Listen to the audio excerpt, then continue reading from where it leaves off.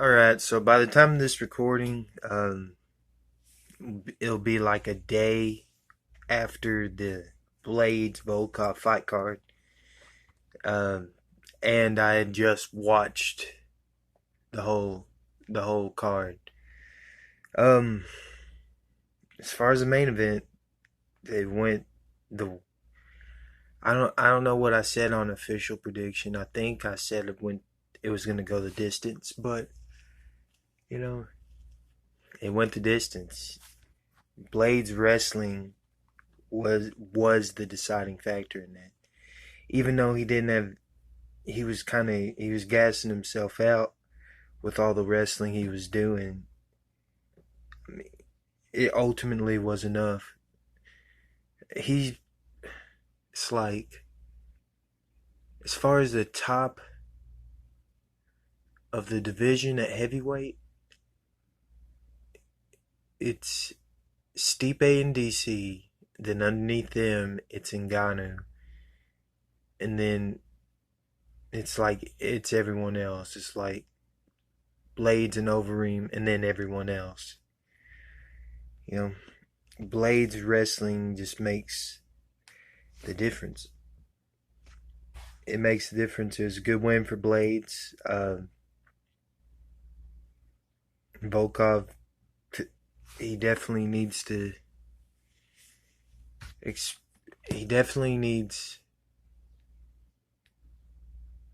He needs to utilize his jiu-jitsu off of his back, or you know, learn learn or whatever it is. You know, and who knows how long he's been fighting and how long that would take anyway, because I don't remember how old he is, but it was just a good performance by Blaydes. The co-main event was awesome. Fight of the night. Well, I say that I say that just because of recency bias, um, because that one's fresh in my mind. But it was a great fight. Shane Burgos can take some punishment. Those highlights of Emmett that they showed before the fight were insane. I may have seen him fight before, I just can't remember. But that dude's definitely got power, and the fact that he said he believed he tore his ACL. Now I haven't looked into it. You know, I just watched the fights and then went straight to recording. So, but the fact that he believes he tore his AC or he believed he tore his ACL on the night in that first round, and then fought through that. Um, it was a good performance by him. It was a good performance by both dudes. It's just, you know, it's crazy that Burgos is willing to take a shot to give one, and he's tough. If it had gone any like another round, to me it seemed like Emmett could have gone another round if he kept landing the shots that he was and that he had been that whole fight. If there was another round, I think Burgos, there's a good chance he would have been put away. But ultimately, best fight on the card. Good win for Raquel Pennington uh, against Renault, Marin Renault. I think that's how you say it. It's a good win. Um, it's definitely a win she needed.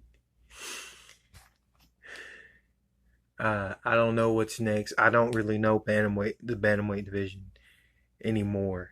I really don't nowadays. All I know is if a bantamweight fight, the only fighter I watch in bantamweight is the goat, is Nunes. So, but all in all, it was a good performance. It was back and forth. It was pretty back and forth here and there. Even though I mean, Raquel definitely won that fight. So good one. Muhammad and Good. Muhammad looked good in the first 2 rounds. He's Good started fighting that right hand in the second round, and in the third round he was hurting him bad with that right hand. But it's good diversity from Muhammad. You know, timing those takedowns and everything. So it's good. And armbar finish for Miller. I got that prediction wrong for sure. Uh, you always have to worry about the jiu-jitsu of Miller. You know, his striking might be compared to just about it to most guys in the lightweight division. You know, it's outdated, but his jiu-jitsu is that's still dangerous for anybody in that division. There's a lot of great fights in the prelims. That was crazy. The Austin Hubbard Rorschach fight. That was is crazy, but I didn't know that he took that fight on 5 days' notice. So he took that fight on 5 days' notice, made weight, and he's also not used to going into later rounds.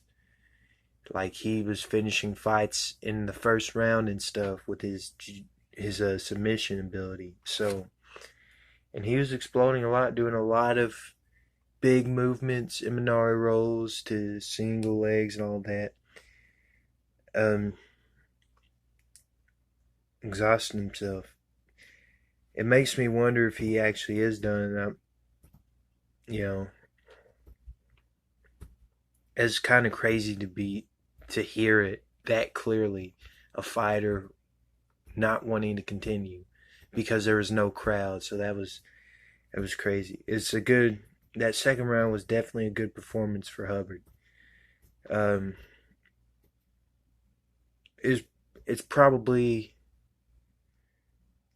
all the pressure the Max put himself under, you know, being 5 days notice, making weight and all of that put together and not being ready for 15 minutes. It was just and getting hurt, especially in that second round while he was tired. So all that put together is probably just at that moment he didn't want to continue, you know. I don't think he just doesn't want to fight anymore. It was just all that pressure and that accumulated into that moment. I mean, there's a few good fights on here. Actually, it went pretty well, you know, the fight card. But I definitely can't wait for the next one. Poirier Hooker. I'm gonna make my predictions one fight at a time. And let me know what you think in the comments below. Who you got for the next fight card. And until then, we'll see you.